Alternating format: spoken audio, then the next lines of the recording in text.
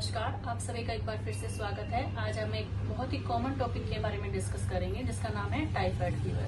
Typhoid fever को मोतीचरा के नाम से भी जाना जाता है। इसको मियादी बुखार भी बोलते हैं। इसका दूसरा नाम है एंट्रिक फीवर। इसको एंट्रिक फीवर इसलिए बोलते हैं क्योंकि ये जो बुखार होता है वो आंतों में इन्फेक्शन की वजह से होता है। ये आंतों को ही ज्यादा प्रभावित करता है, इसलिए इसको हम टाइफाइड फीवर को एंट्रिक फीवर के नाम से भी जानते हैं। अब हम बात करते हैं कि टाइफाइड फीवर जो होता है उसका पॉजिटिव ऑर्गेनिज्म क्या है, कि कौन सा ऐसा कीटाणु है जिसकी वजह से हमें टाइफाइड फीवर होता है। तो इसका सब जो मुख्य जो कीटाणु है उसका नाम है साल्मोनेला टाइफी, और इसका दूसरा जो पॉजिटिव ऑर्गेनिज्म है उसका नाम है साल्मोनेला पैराटाइफी। इसके दो प्रकार है, साल्मोनेला पैराटाइफी ए और salmonella paratyphi B.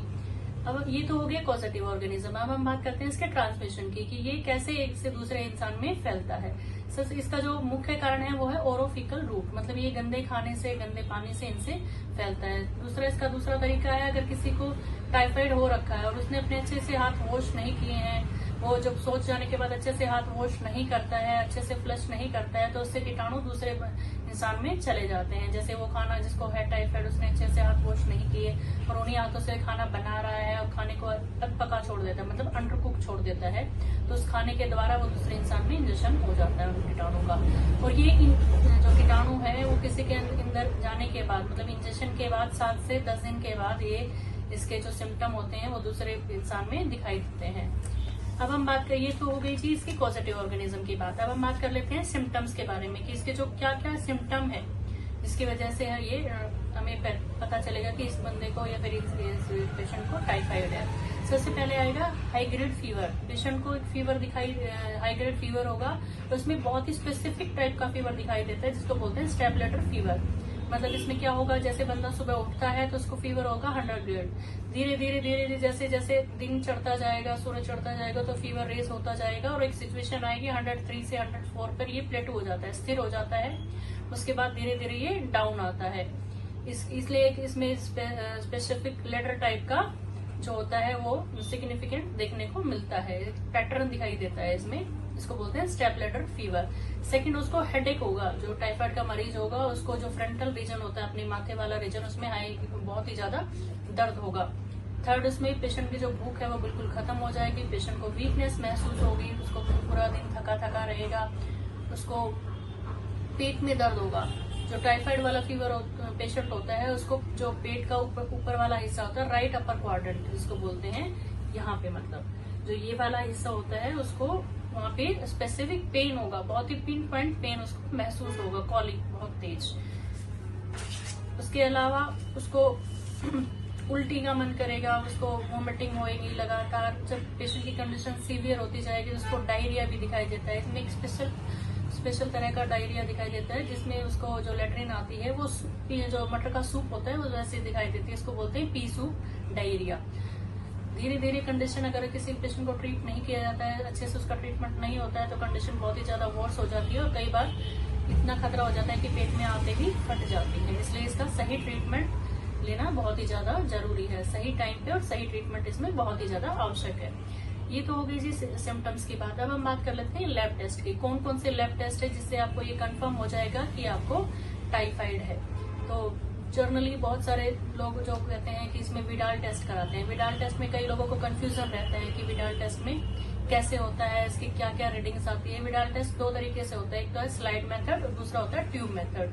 Slide method जो होता है वो ज्यादा रिलायबल नहीं है, मतलब आप उस पर ज्यादा भरोसा नहीं कर सकते। जो ट्यूब मेथड है वो थोड़ा रिलायबल है। ट्यूब मेथड में क्या होता है कि अगर किसी का टाइफाइड का एंटी एजेंट AH जो एंटी टाइटर होता है वो 1/180 से ज्यादा आ जाए, और टाइफाइड में दूसरा होता है एंटीजेंट टाइफाइड एंटी टाइटर OH जो होता है 1/160 से ज्यादा आ जाए, तो उसको टाइफाइड कंफर्म है। लेकिन कई बार क्या होता है, जो एंडेमिक एरिया होते हैं, पेंडेमिक, जहाँ पे बहुत सारे लोगों को टाइफाइड कॉमनली हो रहा है, तो वहाँ पे सेंसिटिविटी रेज हो जाती है और ये कॉमनली वहाँ पे विडाल टेस्ट 160-140 तक दिखाई देता है। तो इसमें जो और भी ज्यादा जो रिलायबल टेस्ट हैं, बहुत ही सेंसिटिव टेस्ट हैं, जिसके लिए जो कंफर्मेटरी टेस्ट हैं वो आते हैं। ब्लड कल्चर करा सकते हैं आप, उसका स्टूल कल्चर करा सकते हैं आप, यूरिन कल्चर करा सकते हैं। यूरिन कल्चर में और स्टूल कल्चर में स्पेसिमेन लिया जाता है, करा सकते हैं आप, उसका स्टूल कल्चर करा सकते हैं आप, यूरिन कल्चर करा सकते हैं। यूरिन कल्चर में और स्टूल कल्चर में स्पेसिमेन लिया जाता है और उसका जो बैक्टीरिया है साल्मोनेला टाइफी उसको ग्रो किया जाता है। तब उसके लिए सेंसिटिविटी टेस्ट आता है पॉजिटिव, तो उसको ट्रीटमेंट दिया जाता है। ब्लड कल्चर के लिए 20 ml ब्लड लिया जाता है और उसके लिए वही साल्मोनेला टाइफी उसका रिएजेंट जो होता है वो बैक्टीरिया होता है वो ग्रो किया जाता है। अगर इस दौरान, क्योंकि ये जो आपका टाइफाइड का जो टेस्ट होता है वो 7 दिन से 14 दिन तक अगर आपको साल्मोनेला टाइफी से आप प्रभावित हैं, आपके अंदर इंजेक्शन हुआ है, तो उसके बाद ही पॉजिटिव आता है। लेकिन इस दौरान अगर आपको फीवर आ रहा है, आपका डॉक्टर बोलता है कि आपको जो सिम्टम है, जो लक्षण है वो टाइफाइड के दिखाई दे रहे हैं, वो आपको सिम्टोमेटिक ट्रीटमेंट देते हैं टाइफाइड के लिए, तो आपको वो ट्रीटमेंट कंटिन्यू करना चाहिए। आपको अपने जो डॉक्टर ने आपको जो मेडिसिन प्रिस्क्राइब की गई है, जो उनके इंस्ट्रक्शंस हैं, उनको अच्छे से फॉलो करना चाहिए, उसको बीच में नहीं छोड़ना चाहिए। अगर आप उसको बीच में छोड़ देंगे तो आपके लिए दुष्प्रभाव होंगे, आपको बहुत ज्यादा भयंकर रिजल्ट्स वो भुगतने पड़ सकते हैं। इसकी वजह से कई बार लोगों की आंतें फट जाती हैं। तो अब हम बात करते हैं कि डॉक्टर इसमें क्या क्या स्पेसिफिक ट्रीटमेंट जो होते हैं वो देते हैं।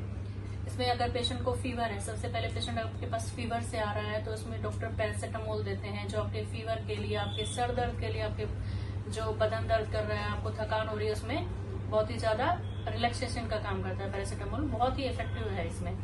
सेकंड आता है एंटीबायोटिक। इसमें कौन कौन से एंटीबायोटिक जो सबसे ज्यादा अच्छा काम करते हैं, सबसे पहले आता है एजिथ्रोमाइसिन और सिफेक्सिन, जो ओरली दिए जाते हैं टेबलेट्स फॉर्म में, जो पेशेंट्स को जनरली दिए जाते हैं। सेकंड, अगर पेशेंट को बहुत ही ज्यादा वॉमिटिंग हो रही है, पेशेंट को बहुत ही ज्यादा डिहाइड्रेटेड है, उसमें आईवी थेरेपी दी जाती है, उसमें इंजेक्टेबली उनको इंजेक्शन के रूप में एंटीबायोटिक दिए जाते हैं। तो इसमें इंजेक्शन के रूप में जो कॉमनली डॉक्टर यूज करते हैं उसका नाम है सेफ्ट्रिएक्सोन इंजेक्शन, और कई केसेस में इमीपेनम भी दिया जाता है। जो सेफ्ट्रिएक्सोन से रेजिस्टेंट हो जाते हैं पेशेंट, उनके लिए इमीपेनम भी काफी अच्छा काम करता है। जबकि कई केसेस में क्या होता है कि पेशेंट ओरली बिल्कुल नहीं ले पा रहा है, उसको डायरिया भी है, वॉमिटिंग भी है, तो इंजेक्शन के साथ साथ उनको आईवी फ्लूइड्स भी दिए जाते हैं, डेक्सट्रोज दिया जाता है, नॉर्मल सलाइन दिया जाता है, पेशेंट का जो डिहाइड्रेशन लेवल है उसको मेंटेन करने के लिए। अब ये तो हो गया जी ट्रीटमेंट की बात, जो मेडिकल ट्रीटमेंट डॉक्टर्स देते हैं। अब हम बात कर लेते हैं कुछ होम रेमेडीज के लिए, या फिर जो खाना पीना जो आप घर में उपयोग करके आप अपने जो बीमारी है टाइफाइड है उसको जल्दी से जल्दी रिकवर कर सकते हैं। तो इसमें पेशेंट को बहुत ही ज्यादा थकान होती है, वीकनेस लगती है, तो आपको क्या करना है, हाई कैलोरी डाइट देनी है, जिससे पेशेंट को तुरंत ताकत मिले। हाई कैलोरी डाइट में क्या क्या आएगा, आप पेशेंट को उबले हुए आलू दे सकते हैं, उसको ग्लूकोन डी का पानी दे सकते हैं, आप पेशेंट को मीठी चीजें, मीठे पदार्थ जैसे दूध बना के दे सकते हैं मीठा, आप उसको चाय दे सकते हैं, मीठी लस्सी बना के दे सकते हैं, ये सब उसमें काफी अच्छा काम। तो अगर आपके घर होम लेवल पे पेशेंट अगर डिहाइड्रेटेड है, उसको बहुत ही ज्यादा पानी की कमी हो गई, तो आप उसको छाछ दे सकते हैं, नींबू पानी बना के दे सकते हैं, फ्रेश जूस दे सकते हैं आप उसको। आप ORS का जो पाउडर आता है ORS मिक्सचर बना के, या फिर इलेक्ट्रोलाइट का मिक्सचर जो आता है रेडीमेड, वो बना के उसको दे सकते हैं। इसके अलावा पेशेंट को अगर एनोरेक्सिया है, भूख नहीं लग रही, उसका माउथ टेस्ट बिटर हो गया है, तो आप उसको अच्छे अच्छे सूप बना के दे सकते हैं फ्रेश वेजिटेबल्स के। आप उसको दाल रोटी दे सकते हैं, आप उसको चावल दे सकते हैं जो इजीली डाइजेस्ट हो जाए। इसमें क्या स्पेसिफिकली आपको ध्यान देना, आपको ऐसा कोई खाना नहीं देना है जो आंतों में जाकर डाइजेस्ट होता है। जैसे आप उसको हाई फाइबर डाइट अवॉइड कीजिए, आप उसको स्पाइसी फूड ना दीजिए, क्योंकि स्पाइसी फूड खाने से आंतों में इरिटेशन होगी और उसकी डायरिया की प्रॉब्लम और ज्यादा बढ़ जाएगी। आप पेशेंट को फैट भी अवॉइड कीजिए, क्योंकि फैट भी आंतों में जाके इरिटेशन कॉज करता है और आपके डायरिया को और ज्यादा बढ़ा देता है। तो यहाँ पे हम कहना चाहेंगे कि पेशेंट को, जो टाइफाइड वाला मरीज होता है, उसको high fibre, high spicy diet, high fatty diet ये सब नहीं देनी चाहिए। जो उबले तले हुए खाने होते हैं, जैसे तला हुआ भुना हुआ जो खाना है, तीखा खाना है, वो सब अवॉइड करना चाहिए। पेशेंट को इजीली जो डाइजेस्ट हो जाए वही खाना देना चाहिए। आप अगर कोई इंसान है, जैसे कोई किसी पेंडेमिक एरिया में जा रहा है जहाँ पे बहुत ही कॉमनली टाइफाइड फैलता है, तो टाइफाइड की आजकल वैक्सीन भी आती हैं ताकि आपको टाइफाइड ना हो। तो टाइफाइड की वैक्सीन 2 प्रकार से आती हैं, टाइफाइड की टेबलेट्स भी आती हैं वैक्सीन में।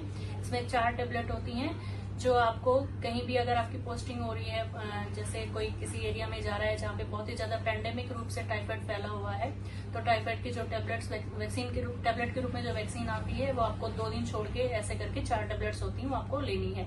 लेकिन ये आपको वहां पे जाने से पहले या फिर टाइफाइड के एक्सपोजर से पहले 2 हफ्ते पहले लेनी है। इसकी इंजेक्टेबल के रूप में भी, इंजेक्शन के रूप में भी आती है टाइफाइड की वैक्सीन, वो भी आपको 2 हफ्ते पहले लगवानी है कहीं भी पैंडेमिक एरिया में जाने से पहले, और ये हर 2 साल में रिपीट करवानी होती है।